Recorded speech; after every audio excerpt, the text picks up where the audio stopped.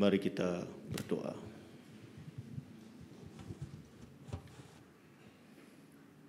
Terpujilah Allah yang mengasihi kami, Allah yang menyertai langkah kami, Allah yang mau menuntun kami dalam melakukan setiap hal yang baik berdasarkan firman Tuhan.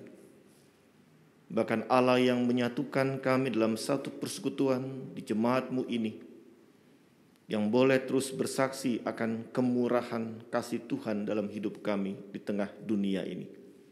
Dan kami dikuatkan dengan firman Tuhan, dimampukan terus setia dan berani melakukan firman Tuhan. Berkenanlah ya Allah Engkau memberkati kami untuk mendengarkan firman Tuhan, dan bahkan juga dengan kuasa Roh Kudus kami boleh melakukan firman-Mu. Layakanlah hamba-Mu ini Engkau pakai berkata-kata, agar setiap kami yang datang terjamah oleh kuasa Roh Kudus dan firman-Mu hidup dalam kehidupan kami. Dalam nama Tuhan Yesus kami berdoa. Amin. Mari Bapak Ibu Saudara kita buka kitab Injil Yohanes pasal 8 ayat 12 sampai 20. Saya akan bacakan buat kita.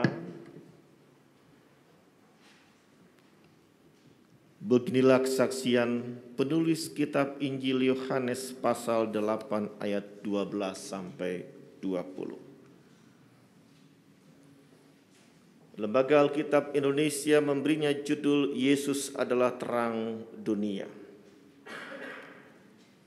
Maka Yesus berkata pula kepada orang banyak, katanya, "Akulah terang dunia. Barang siapa mengikut aku, ia tidak akan berjalan dalam kegelapan, melainkan ia akan mempunyai terang hidup." Kata orang-orang Farisi kepadanya, "Engkau bersaksi tentang dirimu, kesaksianmu tidak benar." Jawab Yesus kepada mereka, katanya, "Biarpun aku bersaksi tentang diriku sendiri, namun kesaksianku itu benar, sebab aku tahu dari mana aku datang dan kemana aku pergi. Tetapi kamu tidak tahu dari mana aku datang dan kemana aku pergi. Kamu menghakimi menurut ukuran manusia, aku tidak menghakimi seorang pun. Dan jikalau aku menghakimi, maka penghakimanku itu benar, sebab aku tidak seorang diri, tetapi aku bersama dengan Dia yang mengutus aku. Dan dalam kitab Tauratmu ada tertulis bahwa kesaksian dua orang adalah sah. Akulah yang bersaksi tentang diriku sendiri, dan juga Bapa yang mengutus aku bersaksi tentang aku." Maka kata mereka kepadanya, "Di manakah Bapamu?" Jawab Yesus, "Baik aku maupun Bapa-Ku tidak kamu kenal. Jikalau sekiranya kamu mengenal aku, kamu mengenal juga Bapa-Ku." Kata-kata itu dikatakan Yesus dekat perbendaharaan waktu ia mengajar di dalam bait Allah, dan tidak seorang pun yang menangkap dia, karena saatnya belum tiba. Terpujilah Tuhan Allah kita, Bapak Ibu Saudara, yang dengan sungguh boleh memberkati langkah kita dengan firman-Nya. Bapak Ibu Saudara, izinkan saya bertanya, yang menjawab ini ibu-ibu ya, bapak-bapak tolong cermati saja. Umumnya orang yang paling berbahagia di rumah kita itu adalah seorang ibu. Ibu-ibu setuju? Saya belum nanya bapak-bapak. Ulang, nggak semangat. Nih kayak ibu-ibunya beda-beda nih. Orang yang paling berbahagia di rumah kita itu adalah seorang ibu.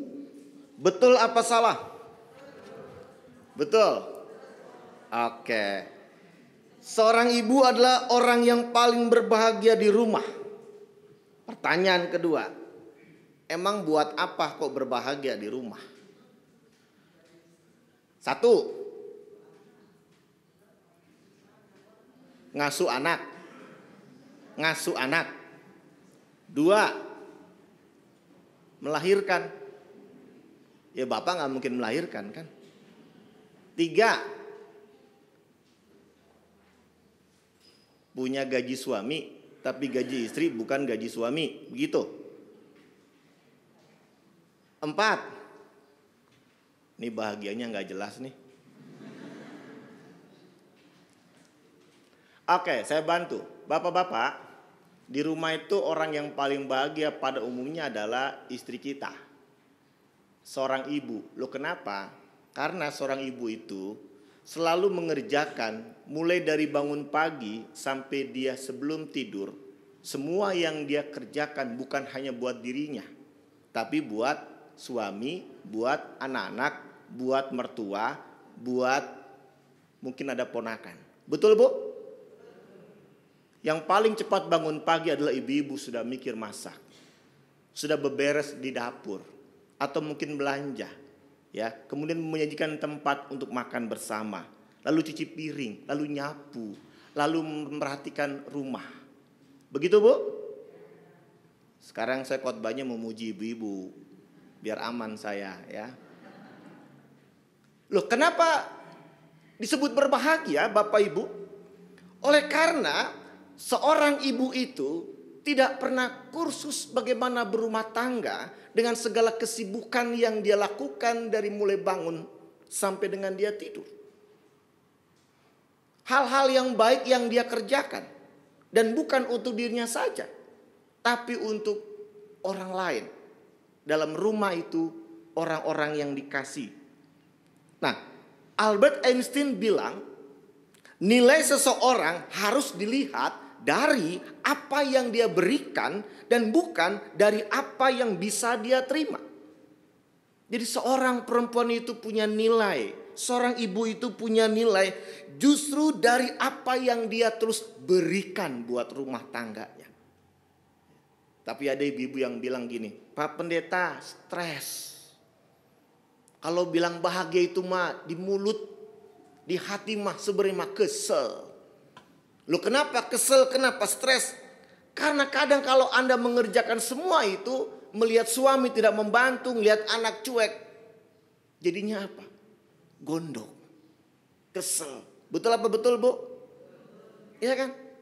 Seolah ibu kerjakan sendiri tanpa bantuan orang dan cuman enaknya aja. Apalagi selesai makan gak cuci piring itu suami. Yang cuci siapa? Istri. Saya bantu ibu-ibu supaya bahagia betul. Jadi kebahagiaan itu bukan sekedar apa yang kita bisa berikan sebagai sebuah nilai diri kita untuk seorang ibu. Einstein bilang. Bahkan Tuhan bilang lebih berbahagia memberi daripada menerima. Jadi ibu-ibu itu orang yang paling bahagia di rumah. Karena apa? Selalu berpikir hari ini tanpa disuruh ada gerakan. Bagaimana melakukan sesuatu yang baik buat keluarga. Ya. Tapi itu belum cukup. Bukan hanya kelihatan baik, namun apakah Anda menyukai yang Anda lakukan? Ini masalah.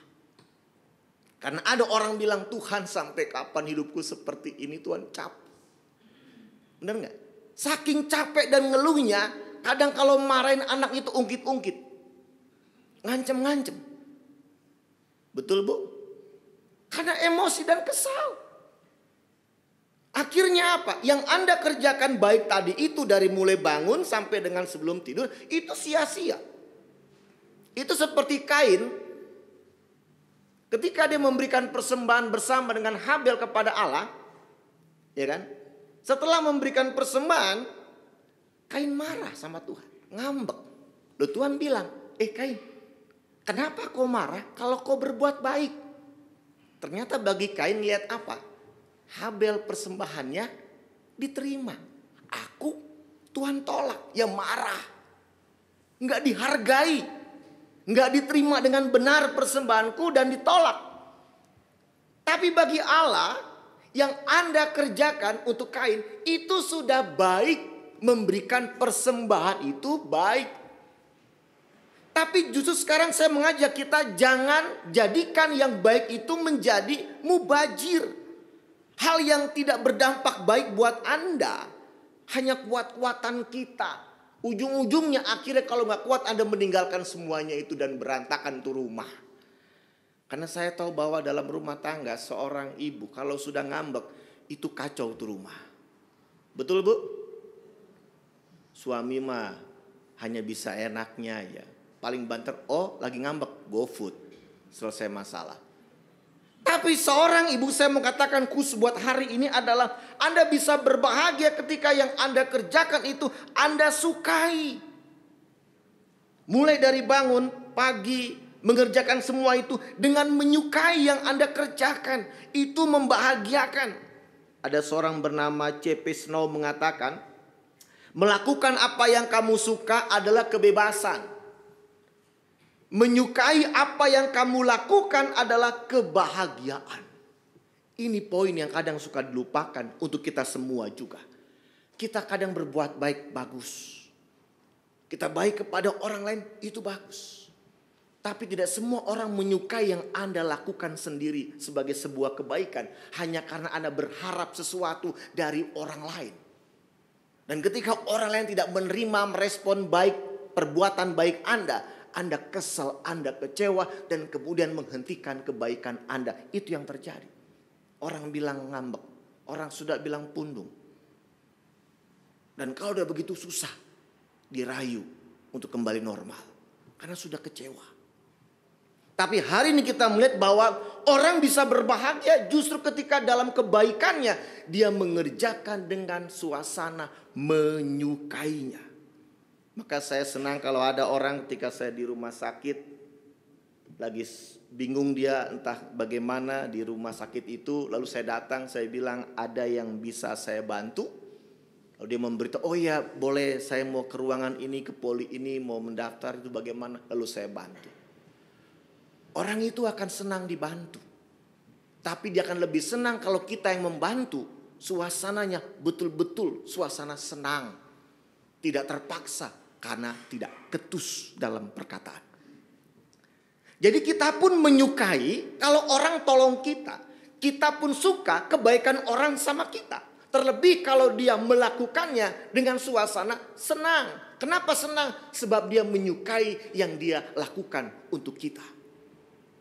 Nah, di sini Bapak Ibu Saudara, saya akan mengajak kita konteksnya pada pasal 8 tentang Yesus, bahwa mulai pada ayat yang kedua sebelum ayat 12, Yesus melakukan satu kebaikan yang mengejutkan banyak orang ketika seorang perempuan yang sudah tertuduh terancam hukuman mati rajam dengan batu, Yesus tolong.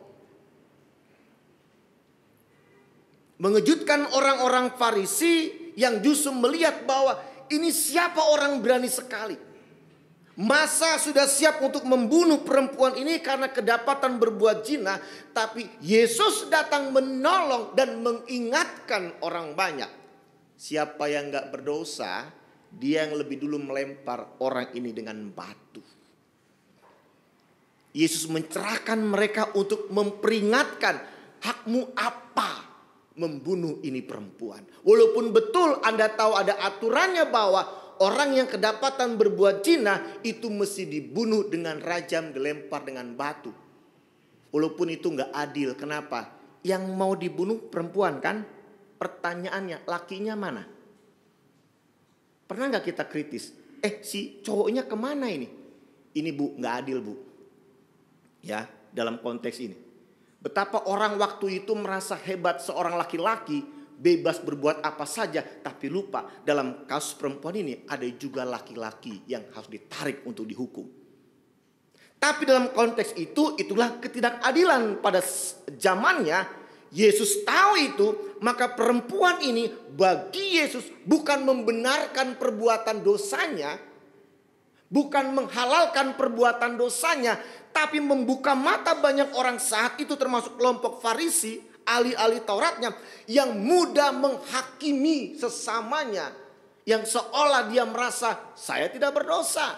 Saya tidak pernah berbuat salah. Dia yang bersalah. Dia yang berdosa. Dia yang dihukum. Kami tidak. Ada sebuah dikotomi di situ.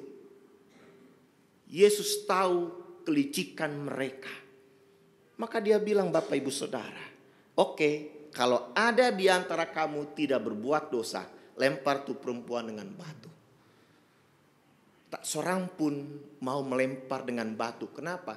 Kalau dia menunjukkan diri, saya melempar dengan batu, orang banyak akan menuding dia. Oh, berarti kau anggap kau gak berdosa. Hanya Allah yang gak berdosa. Orang itu pun dihukum mati juga. Ketika Tuhan menolong perempuan ini, lanjutnya adalah ayat yang ke-12, dia mengatakan, akulah terang dunia. Ada hubungannya. Kenapa dia katakan kepada banyak orang di situ, akulah terang dunia? Karena Yesus hadir enggak untuk menghakimi. Yohanes 3 ayat 17. Yesus datang tidak untuk merusak dan menghancurkan sekalipun itu orang bersalah atau berdosa. Yesus datang menerangi, mencerahkan, memulihkan, mengingatkan, menginspirasikan hal yang baik untuk mereka sadar, lakukan. Kenapa? Karena itu yang Allah inginkan. Karena itu yang Yahweh inginkan dilakukan umat yang menyembahnya. Orang saat ini bangga hanya sebagai disebut orang beragama. Maka mereka membela agama. Fanatik, bahkan tidak heran menyalahkan agama lain. Bahkan membunuh atas nama agamanya. Mereka lupa mereka harus menjadi umat yang bertuhan. Bukan hanya yang beragama. Kenapa bertuhan? Berarti mendasari sikap hidupnya pada apa kata Tuhan. Apa yang firman Allah katakan, kita imani, kita aminkan. Banyak orang beragama, ya, tapi sedikit orang yang mau menjadi seorang yang bertuhan. Supaya semua yang dia pikirkan, yang dia rencanakan, yang dia gumulkan, dan dia sikapi pergumulan itu berdasarkan kepada kehendak Tuhan. Apa yang Tuhan ingin aku lakukan. Maka dia akan bebas berbuat apa saja kepada banyak orang yang beda agama. Enggak mengkhususkan agama tertentu. Sebab dia seorang manusia yang bertuhan. Akulah terang dunia, kata Yesus. Lanjut dikatakan, barang siapa mengikut aku, ia tidak akan berjalan dalam kegelapan, melainkan ia akan mempunyai terang hidup. Dia berharap orang banyak yang waktu itu berkumpul. Kau ikut aku. Kalau kau ikut aku, engkau tidak akan berjalan dalam kegelapan. Melainkan akan mempunyai terang hidup. Hidupnya bebas. Hidupnya bahagia. Hidupnya bersemangat. Dan hidupnya mengalami kelegaan. Tidak ada takut. Tidak ada khawatir. Nah ini mulai kita bilang. Nggak mungkin Pak Pendeta orang tidak takut, tidak khawatir. Ada 10 hukum Taurat kan? Jangan gitu kan. Jangan membunuh. Ditambah orang Kristen dikasih tahu. 1, yang ke-11, jangan takut. Ke-12, jangan khawatir. Kalau Tuhan bilang jangan, berarti boleh nggak dilanggar? Nggak boleh. Berarti apa? Lakukan. Jangan takut. Ya jangan takut. Jangan khawatir. Ya jangan khawatir. Pertanyaannya, mudah enggak untuk tidak khawatir? Mudah enggak untuk tidak takut dalam kondisi yang kadang mengancam hidup kita? Nah karena itu, kalau realita kita menemukan, aku kok jadi agak khawatir, aku kok jadi agak takut. Tuhan katakan, aku terang dunia. Itu artinya apa? Hei, andalkan aku. Lihat aku dan datang kepadaku. Aku memberkati hidup. Ketika 5.000 orang kelaparan disebutnya. Mereka diminta Tuhan kepada para muridnya kasih makan. Dan hanya ada 5 roti 2 ikan. Kepada siapa Yesus menengadah atas makanan itu? Kepada Bapa. Dia melihat Bapa sumber berkat akan memberkati yang terbatas 5 roti 2 ikan. Hasilnya Allah berkati, semua orang bisa makan kenyang. Sisa berapa, Bu? 12 bakul. Justru dalam hidup ini hanya Allah yang wajib, hukumnya harus kita andalkan dan kita datang kepadanya. Bukan kepada ciptaannya kita datang. Maka ada disebut terkutuklah orang yang mengandalkan manusia. Manusia itu ciptaan. Andalkan Tuhan. Anda percaya berharap pada manusia, Anda bisa kecewa. Karena manusia juga punya kepentingan sendiri yang bisa membuat Anda kecewa. Tapi Tuhan tidak pernah mengecewakan kita. Amin. Maksudnya apa? Ada orang bilang, Pak Pendeta sebentar. Aku sudah berdoa, aku sudah berserah, aku sudah mengandalkan Tuhan. Tapi aku kok merasa tidak ada kelegaan. Maaf nih, orang bilang, aku sudah ingin punya keturunan tapi belum Tuhan kasih. Aku sudah ingin punya pekerjaan yang bagus tapi Tuhan belum kasih. Aku sudah ingin punya pekerjaan yang oke tapi Tuhan belum kasih dan sebagainya. Bapak Ibu, oke, saya ngerti. Kita hati ke hati ngomong ya Bapak Ibu sekarang. Saya yakin Bapak Ibu tuh kalau ngomong doa kepada Tuhan itu betul. Berharap, berserah. Tapi perhatikan di balik doa kita, jangan terselip mengatur Tuhan. Jangan terselip mengatur Tuhan. Yesus saja dalam doanya saat akan ditangkap, dia gak mengatur Bapa. Dia boleh meminta, silakan kita minta apapun. Dalam hidup pergumulan kita untuk Tuhan tolong. Kalau boleh cawan ini berlalu daripada aku, ya Bapa.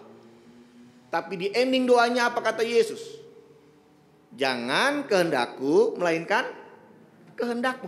Ini yang kadang kita suka lupa. Kita tip X, kita hapus kehendakmu yang jadi ya Tuhan. Kalau sudah kita berserah sama Tuhan, jangan intervensi, ingetin Tuhan. Dalam doa-doa berikut, Tuhan, aku sudah doa setahun yang lalu loh. Kok kucek gak seperti yang kuharapkan? Belum nampak itu. Mungkin kau lupa Tuhan ya. Kudoa lagi sekarang ya Tuhan. Gak perlu Pak, Bu, Saudara, Om, Tante. Karena Allah kita tahu hal yang terjadi hari ini pun dalam kehidupan kita. Yang dia mau katakan buat kenyataan kita adalah itu baik buat Anda. Dan terutama membuat kita sadar kita semakin dekat sama Tuhan. Jadi semua peristiwa termasuk hal yang mungkin buruk bagi kita, Allah izinkan. Di balik semua itu ada sebuah gerakan yang Allah inginkan kita semakin dekat dan berserah kepada Tuhan. Dan bukan sebagai orang yang semakin menentang dan bahkan khawatir. Ini. Jadi kalau Tuhan buat apa yang kita inginkan belum terjadi, itu bukan hal yang buruk bagi Tuhan buat kita. Tapi dia selalu tahu ke depan apa yang baik buat kita. Dan yang terbaik buat kita Allah inginkan dengan segala pergumulan dan doa kita adalah dekat dengan Tuhan. Amin. Pertanyaan, Pak Pendeta, dekat sama Tuhan aku dapat apa? Ini nih. Namanya orang pebisnis begitu ya. Mikirnya untung terus. Investasi kebaikan. Biar untung. Kasih persembahan 100.000. Tuhan kasih 1 juta dalam hidupku. Itu investasi. Itu pola tipe ibadah orang pebisnis. Jangan gitukan Tuhan juga. Kenapa? Kalau Anda sudah dekat dengan Tuhan, kadang kita gak bisa berkata-kata selain apa? Ada kelegaan. Saya percaya di antara kita mengalami itu. Amin. Yang gak bisa lagi diintervensi oleh masalah Anda. Sampai orang bilang begini mungkin. Ibu, Kuat sekali kau, tegar sekali kau. Kalau aku jadi ibu, aku sudah bunuh diri mungkin. Tapi orang itu kan bilang, aku mengalami kelegaan di tengah pergumulan karena Tuhan mengasihi aku. Dia tegar. Perhatikan. Bukan lagi apa yang dia andalkan sebelumnya. Andalkan jabatan, andalkan kekuasaan, andalkan uang, andalkan teman-teman, andalkan harta milik, andalkan relasi. Semua kan hilang, lenyap. Saat semuanya hilang dan dia terpuruk, ada satu yang tidak akan pernah lenyap dalam hidup kita. Tuhan katakan, andalkan aku terang dunia. Amin. Dan Anda bilang, Tuhan angkatlah aku seperti Petrus. Tolong aku Yesus. Dia tarik tangannya sampai ke perahu. Dan Tuhan katakan, anakku, kenapa kamu takut? Di sini kita mau katakan Bapak Ibu Saudara bahwa sebenarnya Allah itu gak jauh dalam kehidupan kita, menyertai kita betul sebagai terang itu. Dia akan membantu kita menerangi jalan-jalan kita yang terkadang seringkali mengikuti ego kita, daging kita, yang sampai kemudian Tuhan katakan, kenapa engkau begitu nak? Dengan banyak orang terluka akan perkataan dan perbuatanmu. Ada dua hal ketika Tuhan katakan buat kita, kalau engkau mengikut aku, engkau tidak akan berjalan dalam kegelapan. Yang pertama adalah seperti orang-orang Farisi dan orang pada saat itu yang mudah menghakimi, Tuhan jadikan kita dengan terangnya tidak lagi menghakimi orang lain. Kita suka menyimpulkan hidup orang, ya kan? Kita suka menilai perbuatan orang dengan ukuran kita, seolah dia paling jahat dan kita orang yang paling baik, dan kita berhak untuk menghakimi bahkan menghukum dia. Tuhan gak suka. Jangan menghakimi. Bahkan dikatakan dalam Alkitab, aku pun tidak menghakimi, kata Tuhan kepada perempuan itu.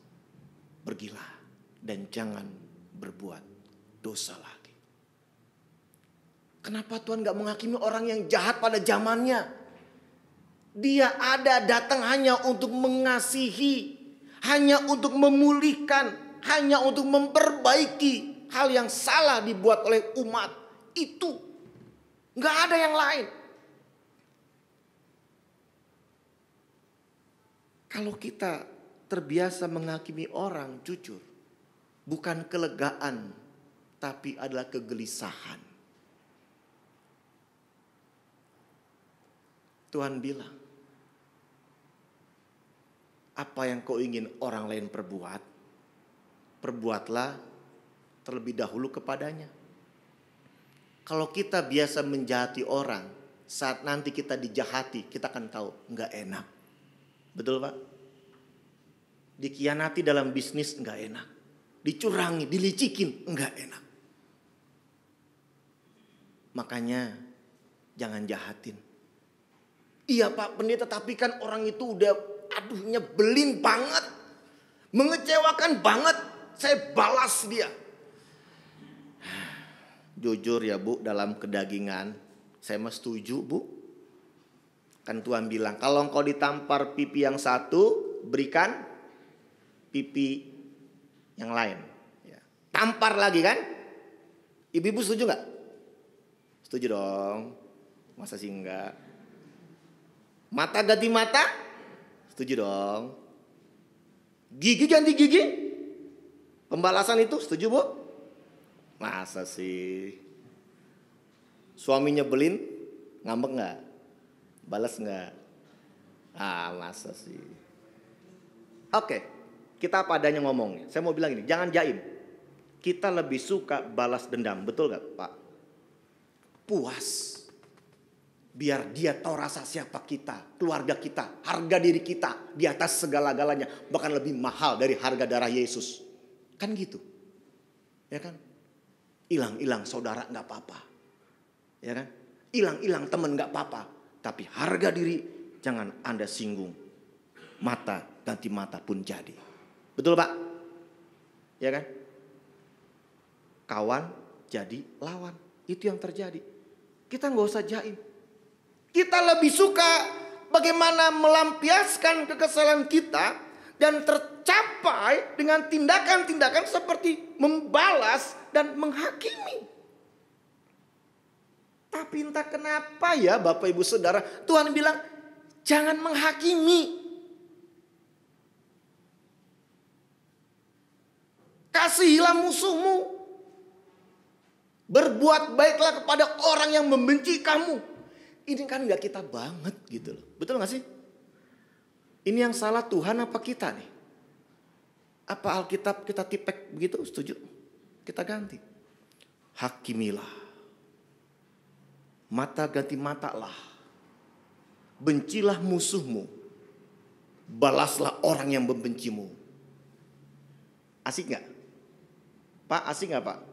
Jujur. Jiwa muda, darah muda. Tarung jadi.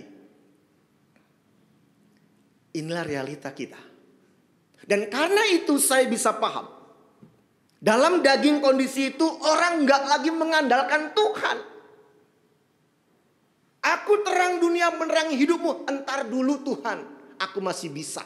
Aku masih kuat. Aku masih hebat. Aku belum pensiun. Aku belum tua banget. Aku belum terpuruk. Aku belum tak berdaya.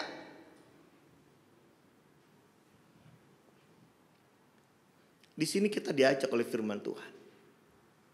Dengan kita mengikuti sang terang itu maka tidak lagi menghakimi. Karena dengan demikian kita nggak lagi berjalan dalam kegelapan. Kenapa? Kegelapan itu saling menghancurkan. Dan kita nggak dapat apa-apa. Dan terutama akhirnya hidup kita menguap begitu saja dan sia-sia. Dan kalau hari ini ada di antara kita masih menjadikan diri kita orang yang merasa hebat dengan menghakimi, bertobat. Sepanjang kita menghakimi, Tuhan tidak akan tolong kita. Dia akan undur dari kita. Artinya apa? Tidak akan ada kelegaan sepanjang hidup kita. Orang yang hidup nggak lega, dia akan gelisah. Sampai titik di mana dia mengatakan, aku takut, aku sedih. Karena nggak ada kelegaan. Orang yang percaya sama Tuhan, bagi Tuhan adalah orang yang berhak untuk lega dan berbahagia. Ya. Kenapa? Karena umur itu bertambah, gak akan berkurang. Artinya semakin tua.